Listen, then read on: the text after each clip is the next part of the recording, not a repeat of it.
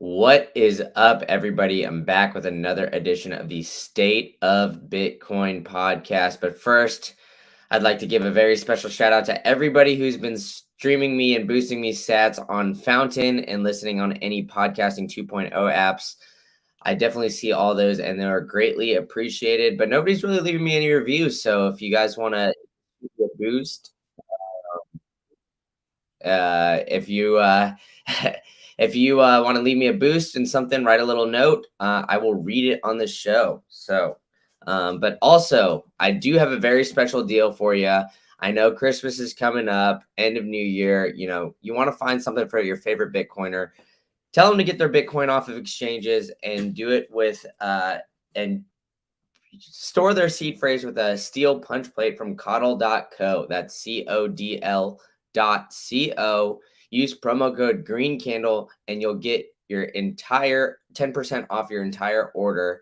That is codl.co and promo code Green Candle. That's GREENCANDLE for 10% off of your entire order. They've been battle tested and they're coming out with some new products here in the new year. And so be on the lookout for that. And after all this, I've got a very special guest. He's in the waiting room. I got John at hashing2heating. John, how are you doing today? Oh, great, man. Thanks, Brandon. Thank you so much.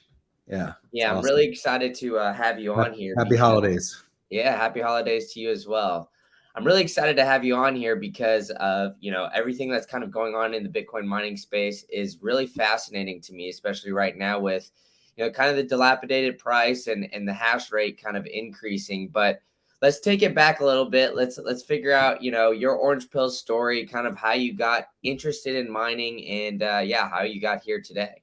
Oh, great. The orange pill story. I'm gonna try to go condense it down. All right.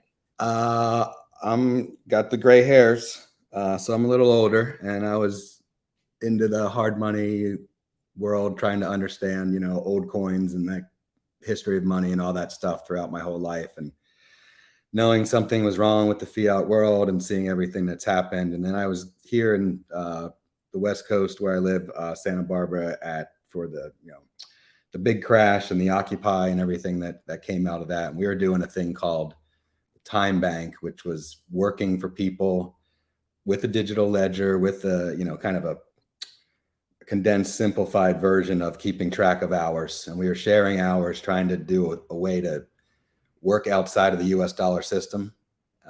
So we were already kind of into that world of like, you credit me 5 hours, I credit you 5 hours, everybody shares things, and then we do a community thing where nobody's paying. We're all just trading hours. It's called the Hours Trader or the Time Bank, which is worldwide, still exists probably, Time Bank. And then a bunch of people from there once upon a time said, hey, have you heard of this Bitcoin thing? And we all ignored it. And then we realized that Hal Finney lived in our town, and we ignored that. And then we years later realized, oh, this thing's not going away. And oh, what is it? Oh man, it's taking all this energy. Oh no, FUD, energy, environmental. I don't know what this is. So then I said, don't believe all the hype. Let's see what's going on. What are these things? What are these Bitcoin miners? Let's buy one. Oh, it gets really hot, like everybody. First thing, right? And this is what we're going to talk about today. Well, it's all the first things you hear: sound and hot. Gets really hot and it's really loud. Oh, yeah. And then you get one and it's really hot and really loud. And there was no brains and there was no control and there was no this and that. And you're like, oh my God, what is this thing? I got a jet engine in my house. I got to find a way to quiet it. I'll do all these things. That was about 2017-ish. Got into it and was like, man, somebody's got to start capturing this heat. Somebody's got to use this heat, because I'm from the green building side and the energy conservation side for many years. So put 2 and 2 together. Somebody's got to get into the heat of this thing. Here we are many years later, and there's been just triumphant improvements, even though most people, like every kind of space in the world, you enter the space at a certain time, and then you say years later, oh, when we did it, it was like this and that, and we didn't have all these things, and then like someone else that's new is like, oh man, it's still completely, confusing and hard. And you're like, no, it's so easy now. And they're still like overwhelmed. And then 5 years later, they're going to tell somebody else and it's going to be like 2 clicks and they're still going to be like, I don't get, just the human nature of things. So yeah, that's kind of the quick version. Realizing what Bitcoin was, and then realizing what mining was, and Yeah.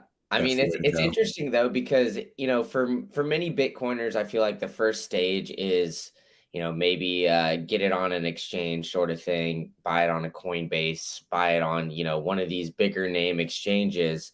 And then you kind of go through the rabbit hole, and then maybe you dabble in shit coins here or there, and then maybe, Oh, I did all that too. Yeah. yeah, and then maybe, yeah, you get a node and then you get a miner. But it seems like you Mm. got a miner pretty early on in your journey. So what was it about, mining that kind of, I guess, drew you to it? And yeah, I mean, why Yeah. don't you go into that? I guess I kind of skipped over maybe that little part. So I got, introduced a few times. We sort of ignored it.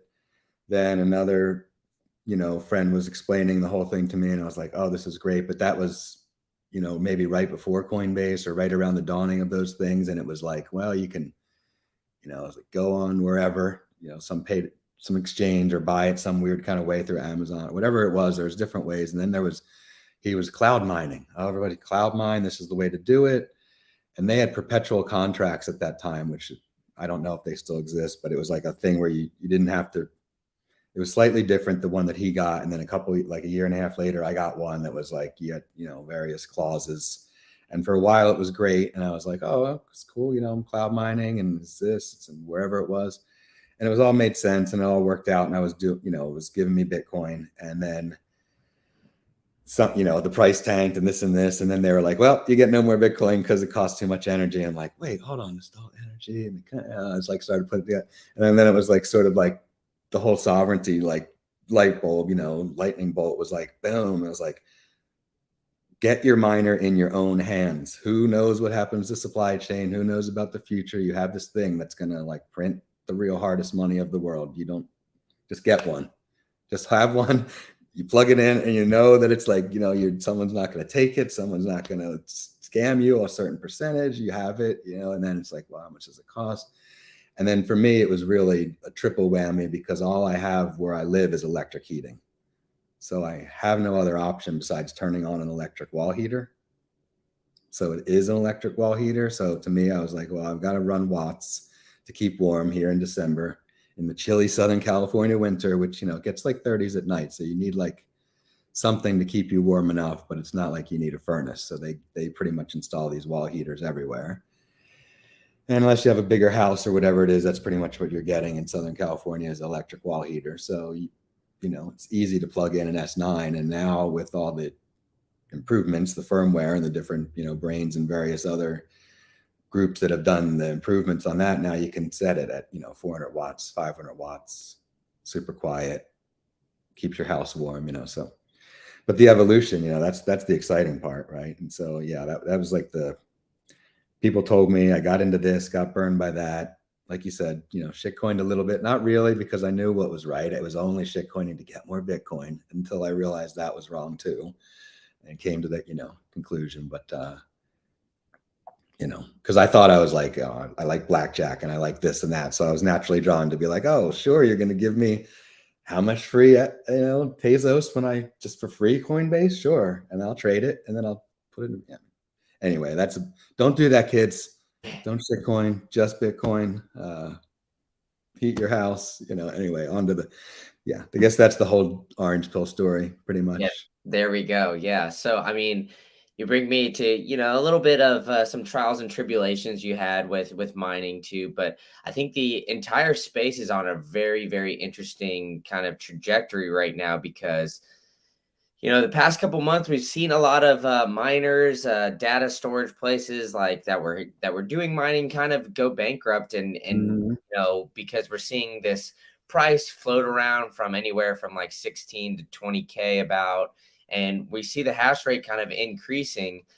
So I guess just a bird's eye view. What is your overall view on the entire mining Mhm. industry kind of going into this next year? Yeah, I was looking down, not to ignore you there. I'm going to read you an email.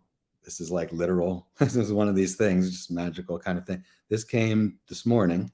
I'm not going to share the guy's name or anything like that just yet, but this is it's like, woo, right? I mean, this is the perfect thing, but it's more like I'm going to hook him up with some people there. But so he says, hey, this is to my hashing to heating info page, and you got an option there of like, half, free consultation thing. I just want to talk to you. I want to sell something, or I want to do something in my area, like as a partner, right? So he wrote under the partner one, I am a European Bitcoin miner, and with all that's happening in the energy markets, it's almost like AI is writing this for our show today. With all that's happening in the energy markets, I've started looking into alternative uses of heat generated by mining. That's how I found your company. I'm fascinated by your work and believe that this is an amazing time for a product that provides cost savings to both retail and industrial energy users, especially in this part of the world, Europe. I have great connections with industrial sites, ag production, dairy, warehouses, et cetera, and would love to look into ways to combine forces. So this is big business in Europe. There's big business so that's kind of the thing. There's big business for sure, way interested because they see and they use massive amounts of heat and they have massive amounts of energy and massive amounts of money. So like those combinations, right? They're like, okay, we've got to do X amount of megawatts into this greenhouse anyway.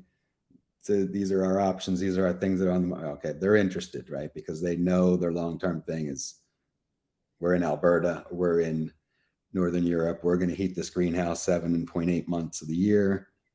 Here's our budget. What do we do with it? And that makes sense to them, right? So then it's like, so a regular smaller person sort of should maybe look to that logic and realize that with bigger organizations see that, then there must be some sense to it, and then scale it way back to the smaller version. I don't know. It's like that. Like I made a little meme the other day where it was sort of like Bitcoin to infinity, not worth doing it at home, right? You're like, which if you believe either, or if you believe the one, you definitely can't believe the other one because they're like, oh, of course it's worth doing. Yeah, but yeah, so there's definitely big interest, and there's big projects like that are warming my green environmental heart that like sort of got into this to say, all the FUD is wrong. Let's show you how the FUD is wrong, right? So I mean, imagine like, the optimum picture, which is not far away because all these things exist, is capturing landfill methane, mining Bitcoin on the landfill methane, heating container and vertical greenhouses run on the LEDs off the same power, and feeding the local community in places that are cold or nutrition starved or whatever you want to call it, of good leafy green. So like all those, I was working with this group in the Midwest, and that's kind of what they're going for. They've got the kind of landfill angle, and they want to test out some containers, but now they're looking to say, well, now that we're going to do that, what can we do instead of just use dry coolers? Can we do something with the heat?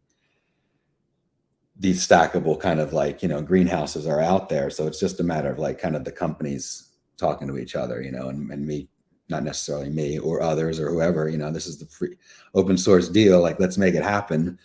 Those are simple things. There's containerized production of all kinds of stuff, legal mushrooms, whatever's legal in your state, you can put in a container. And if you need heat, you can get the heat from the miners. And if you got free power, like landfill stuff. So, I mean, it totally crushes every ESG or any kind of I have an environmental science degree. I have a building science background. It's like, don't argue with me on that part, because I know that part. And this is what I'm trying to get over to those people in those industries to say, look at Bitcoin mining. It solves the things you guys are working on. Right. So, I mean, and this guy, like Europe's waking up, right? They've got the European passive house standard, which is essentially it's like a lead for homes on steroids. Like they give you like 1,500 watts or a certain number of watts for all your heating capacity. So you have to make the home super, super insulated, super, super perfect. Won't get into that, but you can look up passive house standard. And that's, a gigantic checklist and a way of testing the air tightness to make sure that this home is ultra efficient. So you use very low watts.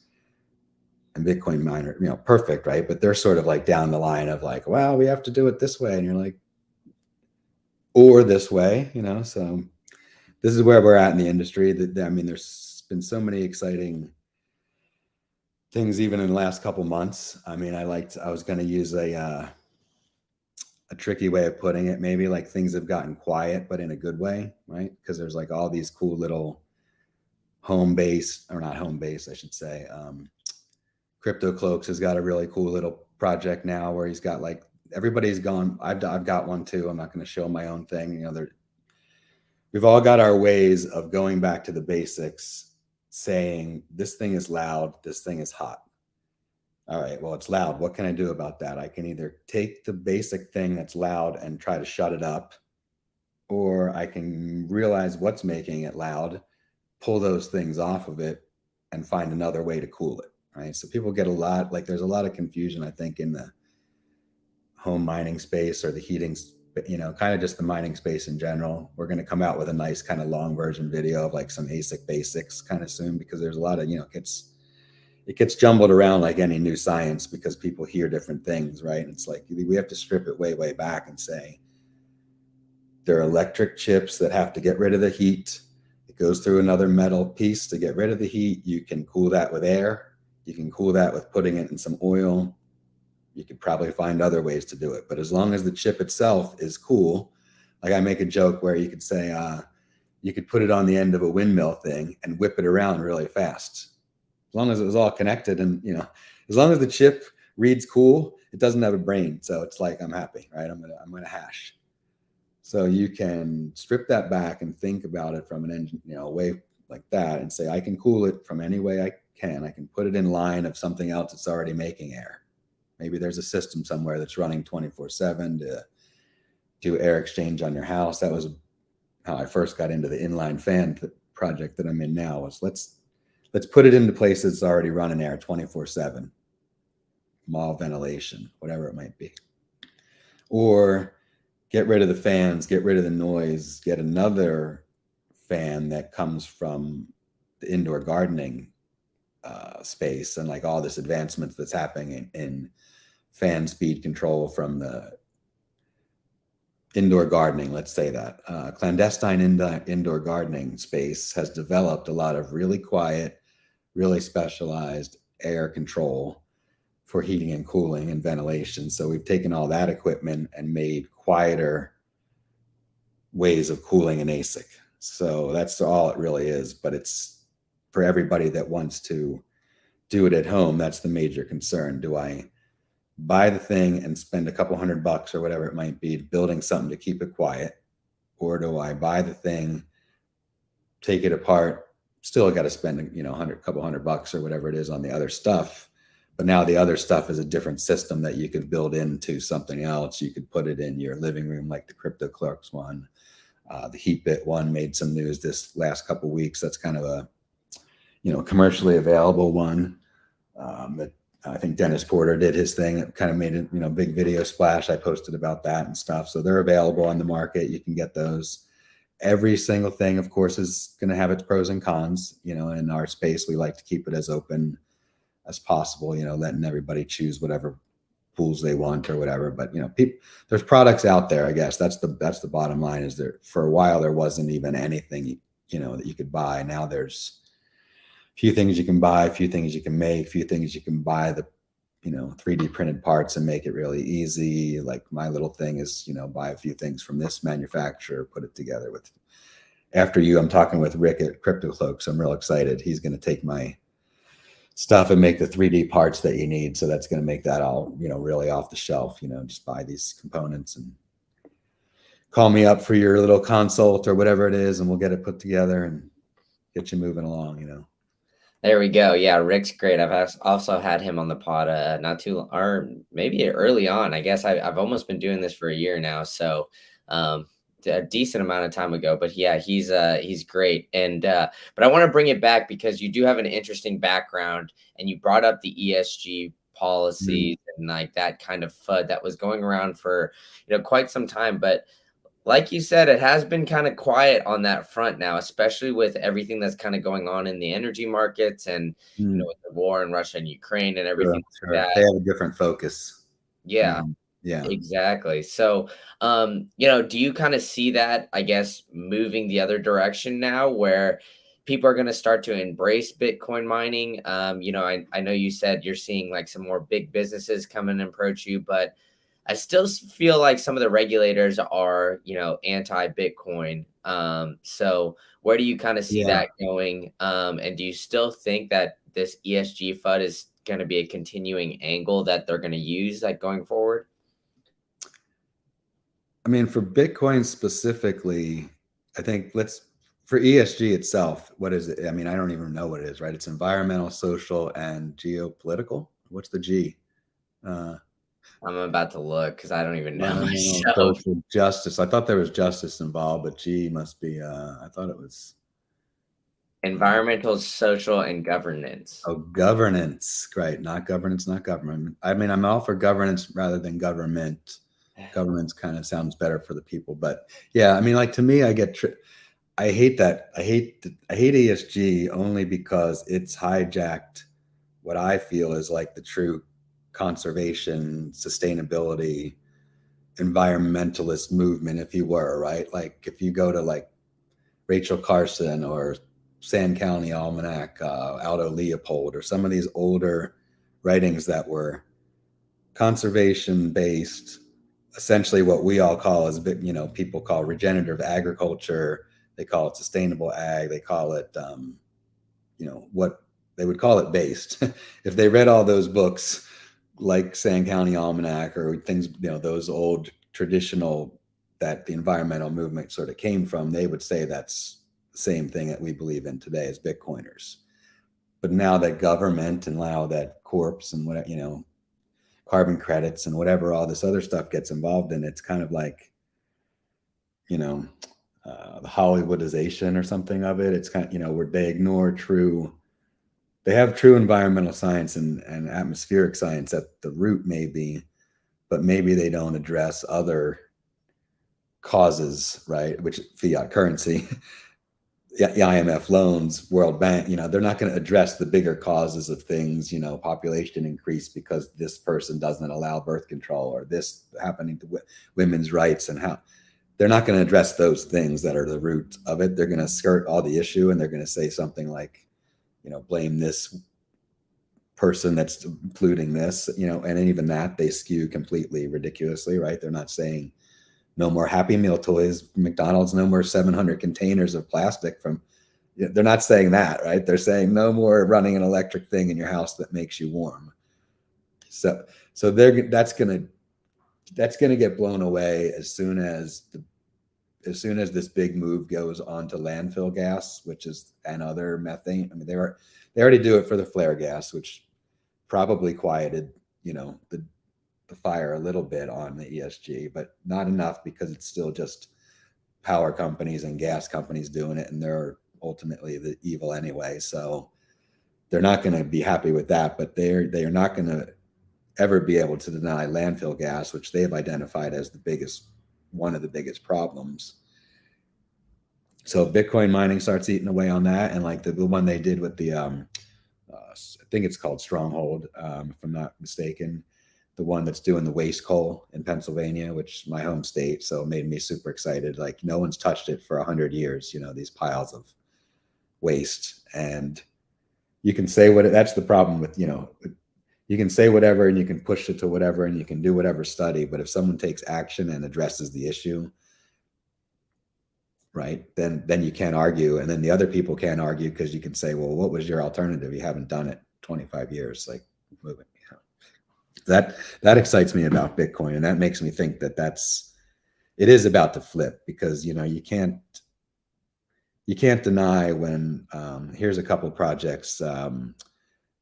What's his name? What's he go by on Twitter right now? But the BitcoinGreenhouse.org, if you want to look that one up, Bitcoin Greenhouse, Ninja, or Still BTC. That's Still BTC is his thing there. Northern hemisphere, far-reaching places where they don't get as much sunlight, but they usually run on diesel or they usually run on like really polluting things. Now they're going to convert. Now they're going to run greenhouses on Bitcoin. Now they're going to feed their population instead of importing things and shipping the goods. So, I mean, you can't even, it's just like a retroactive, like synergistic wheel that, what do they call it? The flywheel effect. So it's like a flywheel effect of like, well, we've removed all these different emissions and we've fed the people. And when they write articles like that and it becomes Bitcoin at the bottom, you know, like what can they say? You know, they're just going to be like, okay, sorry. And they'll be like every other politician and every other, you know, whatever person that flips and just says like, you know, they'll become an advocate and they'll think it was all their idea and whatever it is. And we can, it doesn't matter because there's only 21 million and we know that. So they'll be late and we'll be here and we'll say, here you go. Here's your equipment. You know? Yeah, exactly.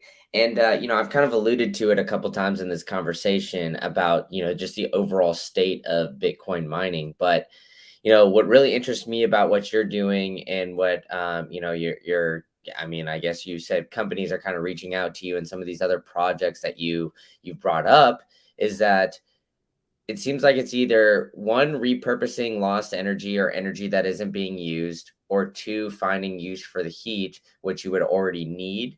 And so those two things don't really, like, the price of Bitcoin doesn't really matter so much. So do you kind of see this as like the future, whether it's, people are going to kind of keep heating their homes with Bitcoin miners or finding uses for the heat somewhere else, opposed to just, some of these either one publicly traded mining companies that are just mining Bitcoin to mine Bitcoin and just trying to, make the Yeah. profit off of that, or, just even at home miners who are just strictly concerned with the price. And that's the reason why they're doing it. Yeah. I mean, good question. I think that, there's multiple answers for every question, right? For sure. I talk a lot with my hands. It's pretty amazing. I noticed that when I'm on video. Yeah, there's like, there's a lot of ways to look at that too. And I think there's room in the space for everyone, but I'm going to harken back to another one of the things that sort of pushed me from just the idea of this to like actually trying to pursue it as a business opportunity is Troy Cross and Andrew Bailey have their paper, and it's on my page, kind of, it's on my page a couple of different spots, but essentially their premise is because of the way the protocol is, as we all know, right? It's a milkshake theory, or there's 6.25 Bitcoin per block reward plus transaction fees. That here it is every 10 minutes. Okay.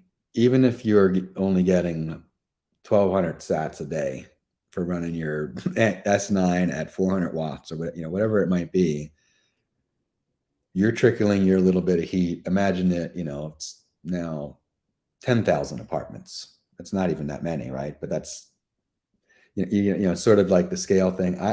The way I look at it is none of them, if in my perfect world, any operable hash board should just be running until it's dead, completely dead on this earth. And if it's running somewhere, what hash rate is always going to creep up. That's good. Decentralization is good.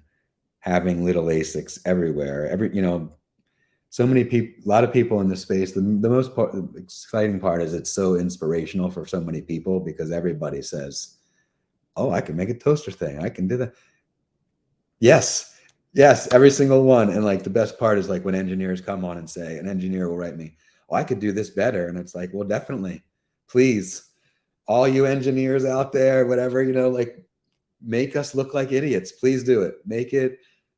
Make whatever we do today look dumb in 5 years. Yes, because the more it's like integrated, then forget making Bitcoin illegal, right? Or forget any of those things. If they're in normal little people's homes and like, people take all this from different directions. I got a dude, his name's Clay, Bitcoin Cowboy. He's up in Wyoming area or something, and he's doing like his project is kind of trying to get these easy, standalone units. They're going to provide a baseload heat to places up in those mountain communities where they're still going to need additional heat probably, but they're just going to run it like, 9 months out of the year in the basement kind of thing, providing baseload heat. I shouldn't say too many things about people's ideas, but one of his concepts is basically like a group that would own them and then provide them to homes where people don't really have to know a whole lot about it because maybe they're not Bitcoiners, but they just want a standalone box put here.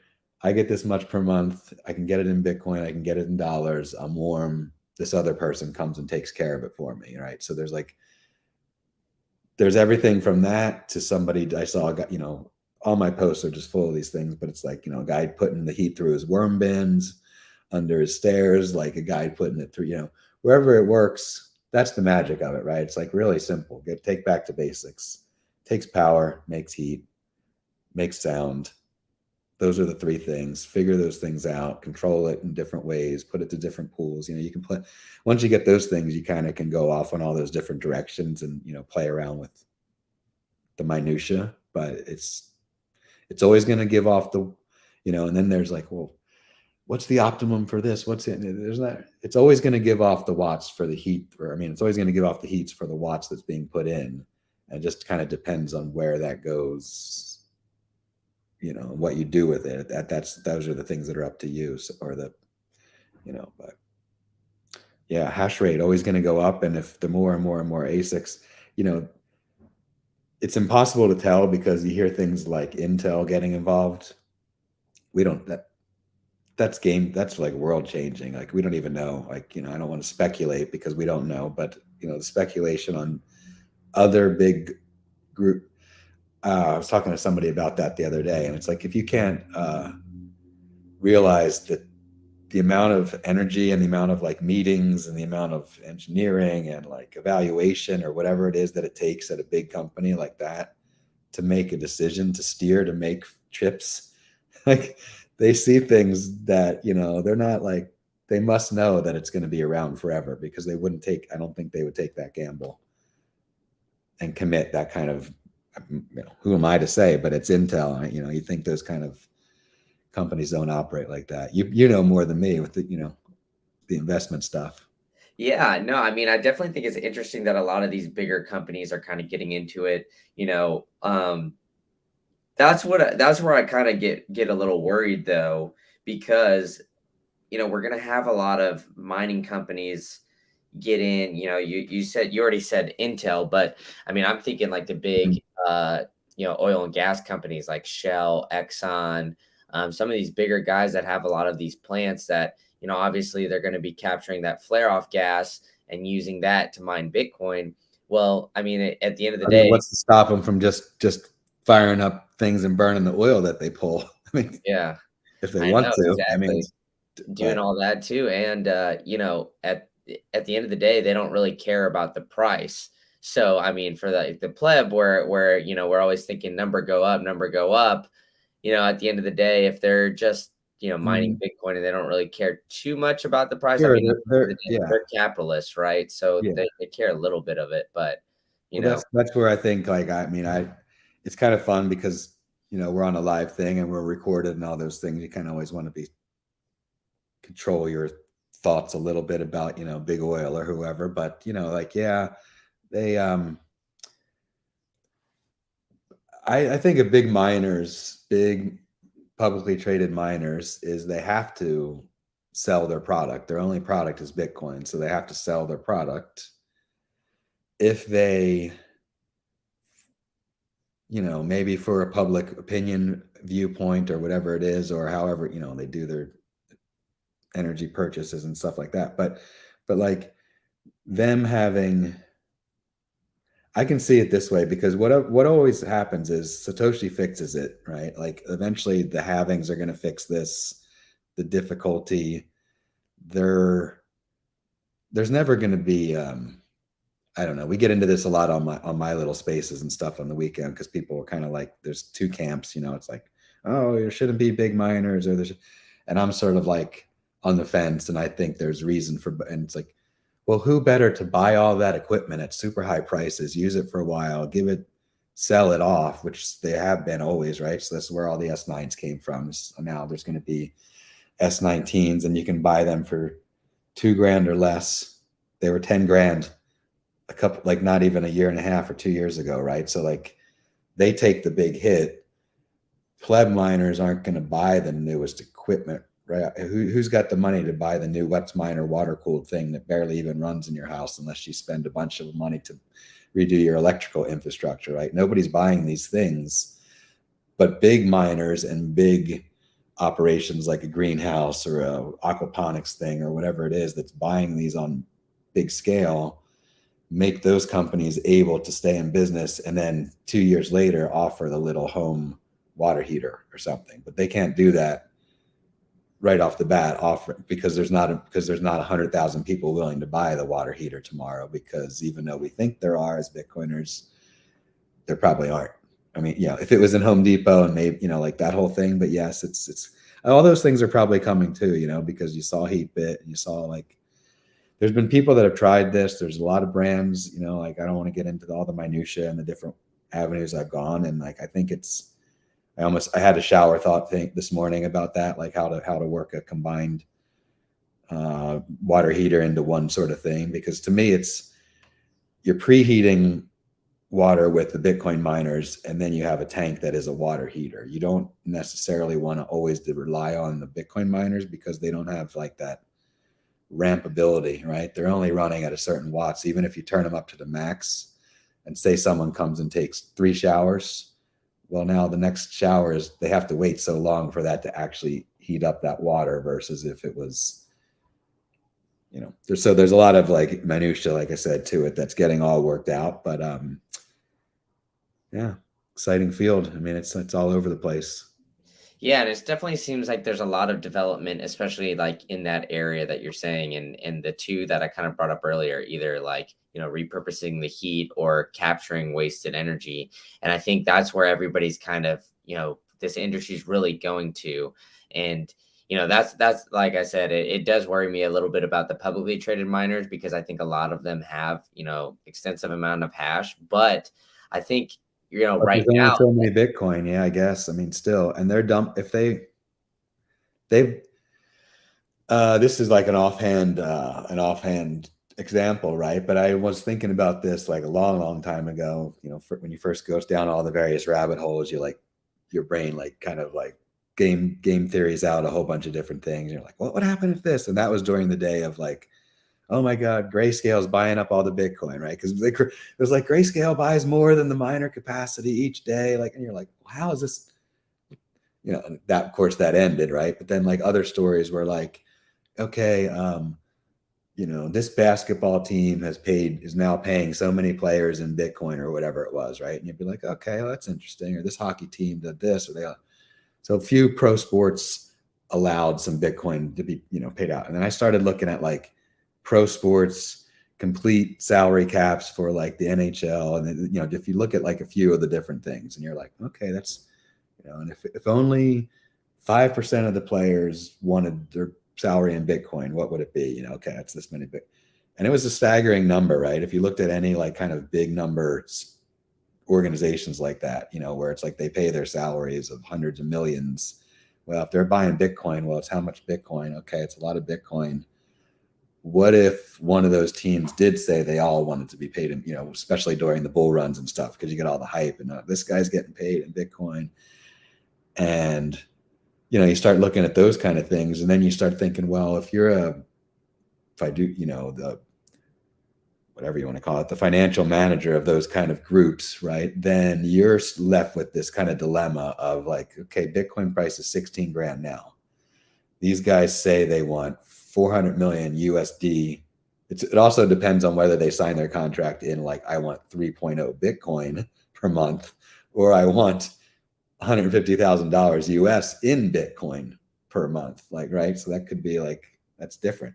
They don't know that. And then when the bean counters at the office of like the Philadelphia Eagles or whatever say, all right, we either need 400 Bitcoin next year, or we need 500 million or whatever in this.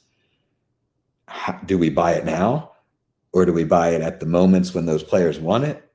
Or what if we wait to buy it when those players want it and it's 70 grand and they want 3 Bitcoin, not 100,000 US?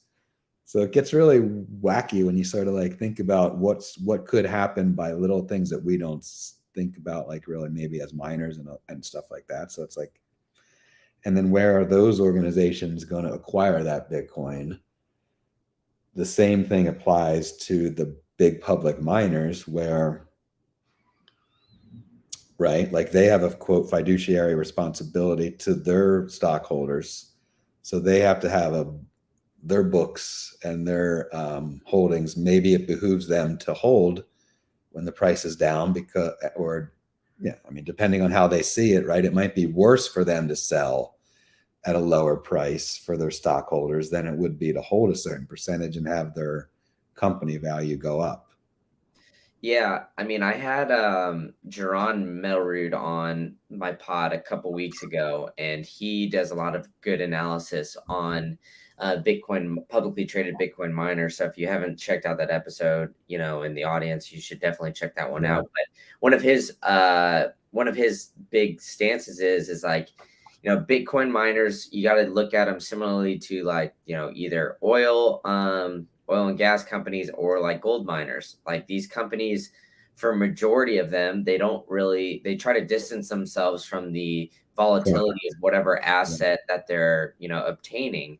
And they're strictly just going that off the business.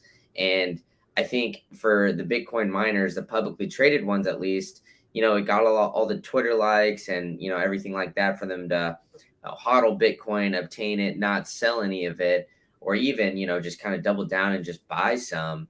But in the end, they were all doing that and being really irresponsible when, it was a bull market. Everybody was looking like a genius. Everybody was jumping up and down.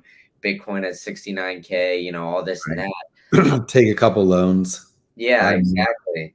But, this is where I think, the things that you're doing and that others in the space are doing to kind of find the lost energy or you repurpose the heat, can be very beneficial because the price doesn't matter as much. And, you're still gaining that purpose. So, you've listed a couple of the, like in-home applications, right? So you think you live in the north, you're in Southern California, so you don't need that heat that often. So what are some of the cooler things? Maybe you don't have to go into too deep, and if you want to keep some of these projects close to the vest, No, I'll share it all. You know me, but I think that like for some people, for some, capturing some heat or doing something where you're focusing more, like it comes back to that sort of thing. Like, are you a miner? Are you a miner that's figuring out something to do with your heat and your goal is like to mine, right? So it's all like I say every single situation is definitely custom or unique, I guess, right? Because there's definitely, there's no blanket statement and there's no easy way to answer for everybody because they're definitely, they're unique. Like, but they're simple enough questions, right? Like, what's your power source?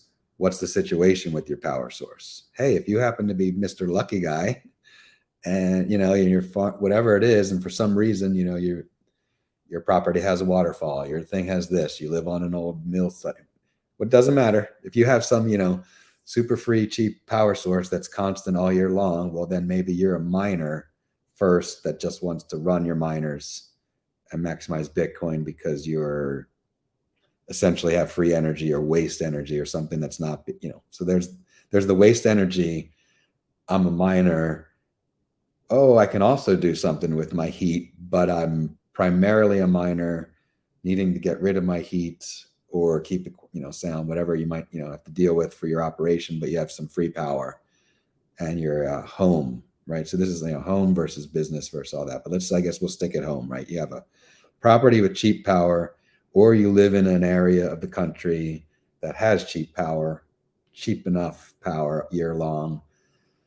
Where it gets tricky is like where I live, they have the tiers. Back in PA where my sister's at, she says, oh no, it's all just the same rate the whole time. I think you should check on that, but everybody should check on the different things, different seasons. Maybe they'll give you a different rate on electricity based on, like, I know in Minnesota and all those places where those guys are, they'll give you incentives to not use gas and to use electricity in the winter. So it's almost like a triple thing to actually go for heating in the winter in those cold places that do that. So minutia aside, essentially you can see that it could be like, well, where I live, I have to be careful running not too warm all the time because then I'll break into the next highest tier of electricity and then it becomes ultimately ridiculous. It's already ridiculous at the lowest tier in California, but more and more and more ridiculous. So wherever your specific place is, figure out that, right? So does it cost you hardly anything, or does it cost you a lot?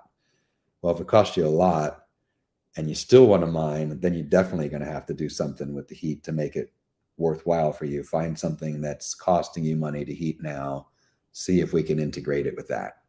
And if it's worthwhile, right? I mean, of course, I live in a certain little small square foot thing, and whatever, I don't have the ability to, redo my whole hot water system, whatever it is, it's all case by case basis, right? If you're a homeowner and you have the ability, sure. If you're a little apartment dweller and you just, you can't like necessarily tell everybody to do everything, or to like spend a whole bunch of money that's not going to get ROI back for 20 years. But if it's something simple enough, then, then they could take advantage of that. So cost of power, are you a miner up front that's trying to mine, or are you a person that's willing to say, I'm just a heater and I'm going to get some sats when I heat electrically, and when I don't need heat, I'm just not mining, and that's okay with me. Like, I'm not a miner, right? I'm not going to say like, I'm going to keep running this thing in June and stick it out my window and pay 5 times the cost of spot sats for my power because I want to be a home miner maniac. Like, that's just ridiculous. I mean, that nobody, even if Bitcoin does go to infinity, I'd still rather not run up my power bill. Well, me personally, I'm not going to run my power in the summer as an environmental guy and put it out the window. I'm not saying people can't. Like, again, especially if their source is like somehow green or waste energy or something else, by all means, man, run the miners, 100 miners in your barn all day. If you got to, if you're not making more emissions or like, hurting the grid or whatever it is, if it's your own little backyard thing, have at it. But, so that's kind of the 2 ways of looking at it. Am I willing to turn it off, or am I not willing to turn it off? So that's kind of like the simple heating up space. But then now we're talking pools, hot tub. Everybody says hot tub. Everybody says that. Problem with hot tubs is there's such a small amount of water, and they're generally super insulated, and they're generally, especially nowadays, they're even made where, talk about this, blew my mind the other day. A buddy of mine says, in Southern California, they make ones now for Southern California that don't have a heating element.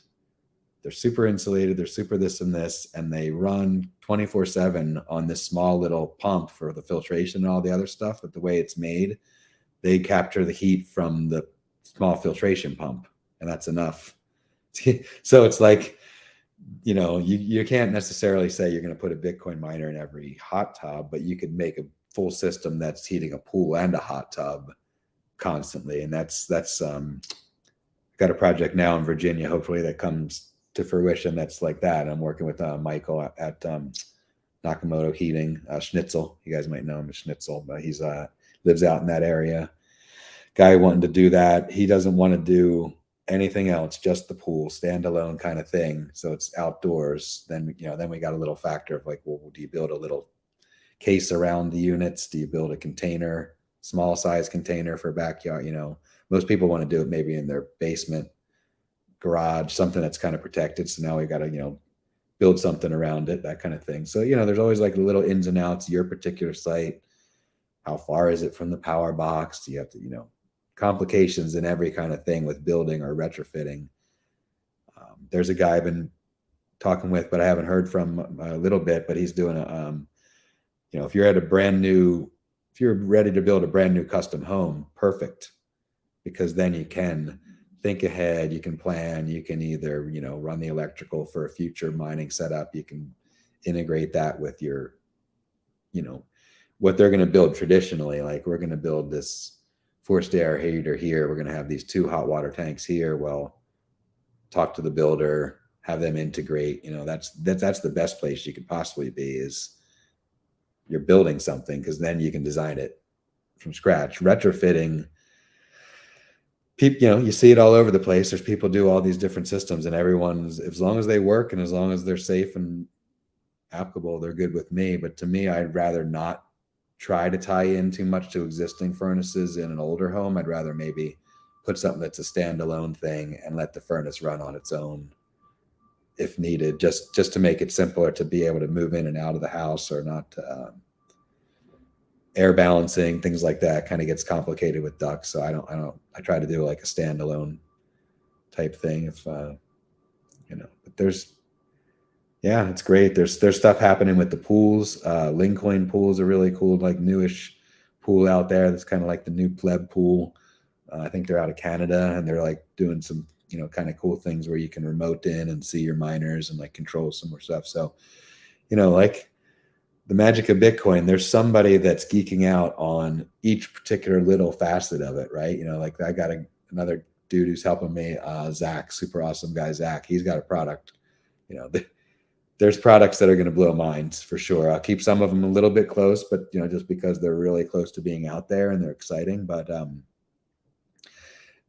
there's people working on every little aspect. Like, you can think any idea you can come up with. Hey, is somebody coming up with an app? Yeah, someone's probably, is somebody finding a way to run an S19 at home without doing it? Yeah, they are. So they're going to come out, then they're going to be a garage version, then we're going to make a perfected version, and then it's so. But the next halving is also coming too. So all these things are kind of like, you talk about hash rate. Yeah, that was a mind blower the other day. Somebody was, it was Zach at Kaboom Racks was.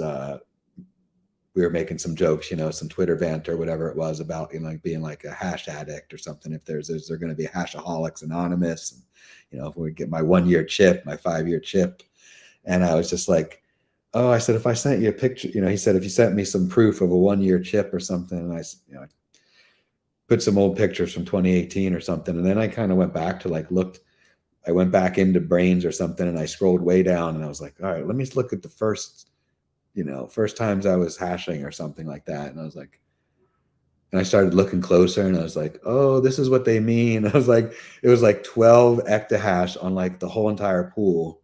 Or no, sorry. It's 14 something now. It was 2 something then. So it was like 7.5 times higher ectahash on Brains since starting. And the rewards per block were bigger now than a daily reward for a whole day.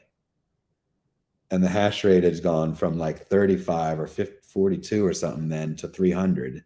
So that's 10x on hash rate worldwide. So, I mean, you can't even like kind of fathom those things. That's why I guess that brings me perfectly to the question that every person asks. Can you give me an ROI, and can you give me a this or that, and can you give me that? I'm like, absolutely no. Like there's a define value, define your projected value of Bitcoin, define when you want to sell it, define if you're giving it to your kids, define value of KYC free sats, define, providing for network security, define heating your home, define,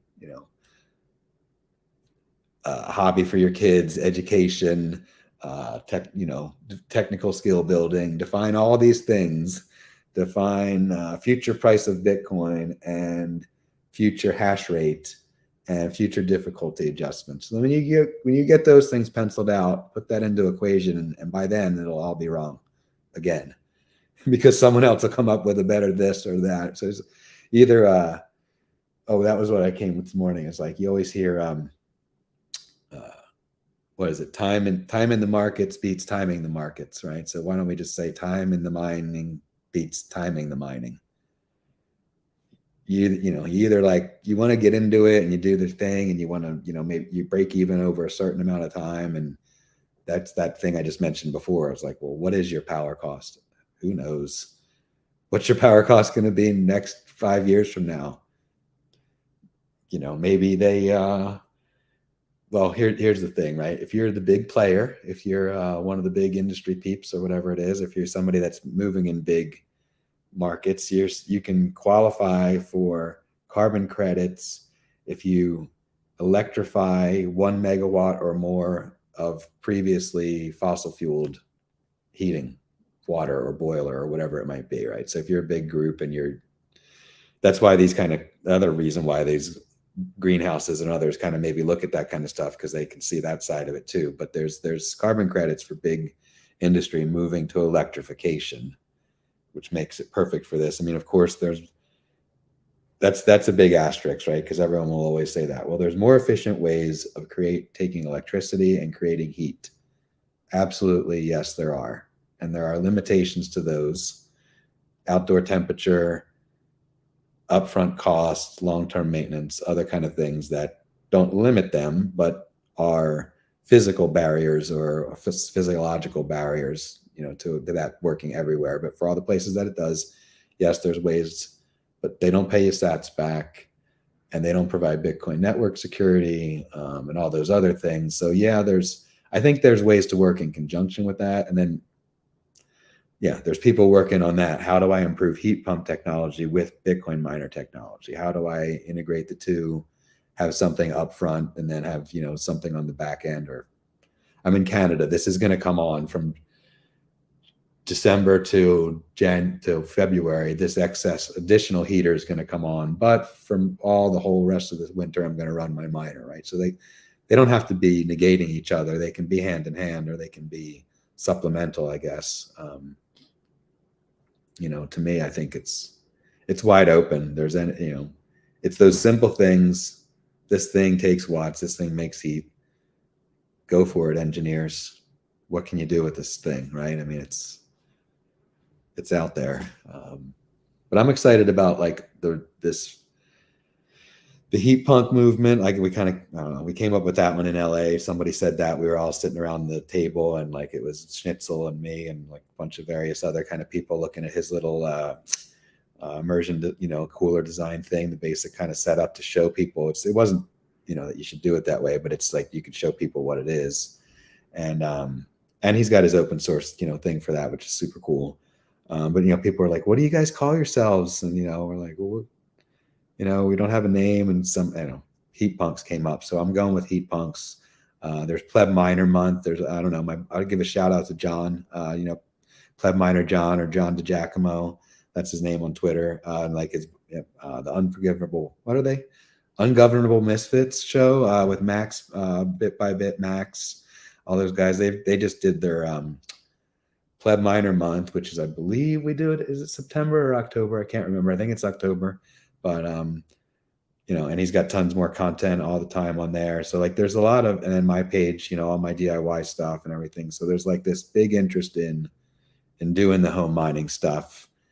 And I think now we've got the tools, and we've got, like Rick at Crypto Cloaks, and like all these kind of like people coming out with all these really easy accessories and really easy DIY things to how you can do the, keep it quiet, keep it cool, keep it clean, right? It's a simple thing, right? If you can filter it or keep the thing clean all the time, it's going to run forever. I mean, that's the other FUD. Oh, it's going to catch on fire. Oh, it's going to break down. Long-term maintenance. Oh, do you know these things are no good after a couple years? You're like, oh, that's weird, because the thing I bought in 2017 is still sitting in the exact same place. Nothing's gone wrong. I cleaned it out one time, whatever. I filter the air. Sure, I only run it so many months a year and I take care of it, but it's kind of like an old car, right? I mean, you're like, did you drive it around the mud bog, or did you put it in a clean garage and wipe down the fenders? There's still old cars around, right? So there's still going to be old hash boards around. Just kind of depends. Yeah, for sure. And I think, there's a lot of development in the space. We've gone over to some of the great projects, and I'll link your page in the show notes. But why don't you you've been very generous with your time, sharing the awesome projects that are going on, your knowledge and everything like that. So I really appreciate you coming on. So why don't you tell everybody where they can find you, and, what you got going on? Yeah. Thanks, Brandon. Thanks again for having me. I mean, the time zoomed by. Hope I can be on again sometime, and can't wait to check out more of your stuff. I mean, I think it's probably about our year or so anniversary of knowing each other. We talked a while back, and it's been a good year. So I'm at hashing2heating with a 2, hashing2heating on Twitter. Hashing2heating.com is the webpage. There's a bunch of stuff on there under the resource tab. You can kind of go there and find a network of all the other plebs, and it's all searchable and all that kind of stuff. There's lots of links and lots of articles and things, hopefully more. And, that's going to get better over time. Feel free to schedule like a half hour hour, a hour, whatever, 40-minute kind of consult. I'm happy to kind of everybody from pleb to big business, feel free to hit me up and just like talk through your things and see if it's something you're into. If you're into pursuing it or not, that's cool. And if you're into pursuing it with me, I'm happy to help you if, or, in any way. But feel free to reach out, kind of like I said, to like do a little chat like I'm doing basically with Brandon here. We could do that about your projects or your home. The potential's everywhere. Makes me super happy. Bitcoin Citadel stuff is happening all over the place. I mean, everything's happening all over the place. So don't worry about the price. Get your sats, right? I mean, Yeah, now's the perfect time to get into it and workshop all this stuff, right? So, yeah, it's a gift. These prices are a gift to me. I mean, not to all of us, it's a gift, but to actually, I mean, it all makes sense. In retrospect, like a friend of mine who I got into Bitcoin around 8K, and she's happy. But I remember like sitting at her, like she used to have a thing at her dining room table, a bunch of artists, they would, have these white paper all over the table and we'd draw stuff at dinner time or whatever.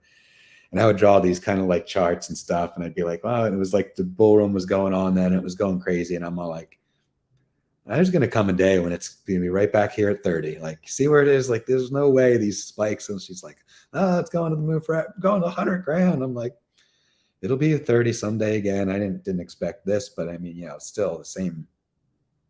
You always got to remember that it's going to do that thing. And it's here. It's here for all the people that said they wanted to get in, and they should get in and work on all these things with us. Thanks, buddy. Yeah, exactly. You should definitely get in and reach out to John. And if you want something that's in your house or something like that, don't be afraid to, like I said, reach out to him or maybe find out one of these companies that's doing something. I was actually like kind of Googling around here. I think I need to get a new water heater within the next year or two. So maybe it's one of those things where I get a Bitcoin miner to heat my as a water heater coming up here soon. So yeah, I mean, if like I said, if nothing else, it's more like they've got the simplest way for that is indirect water heater that they already make for boilers or for any other kind of thing.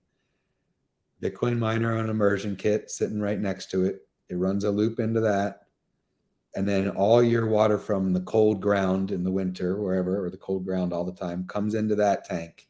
It gets heated by the miner to the maximum temp. And then it goes from there into your normal hot water heater. That's just repairable by anybody and that kind of thing. And that water heater doesn't have to work at all. So it's another holding tank for hot water.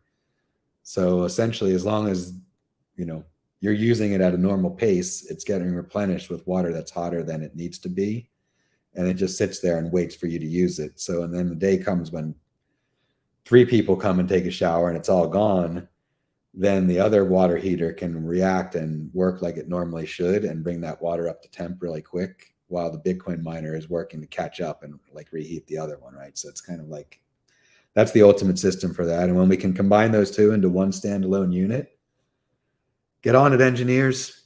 yeah, when we combine those two, then everybody, you're good to go. So that's my calling card right now, or call out for all the engineers to get that done. But John, thanks so much for your time. Everybody check him out. His page is great, and his website. Check out his website. He's got a bunch of great resources, so you can start educating yourself on a lot of that stuff and figure out some of the cool projects. So John, thanks so much. We'll have to have you back on for sure. Yeah, please. There's always more. We'll give you, maybe a yearly thing or something, or a 6-monther, and then we'll say what the newest stuff is. Yeah, exactly. So John, thanks so much. Sweet.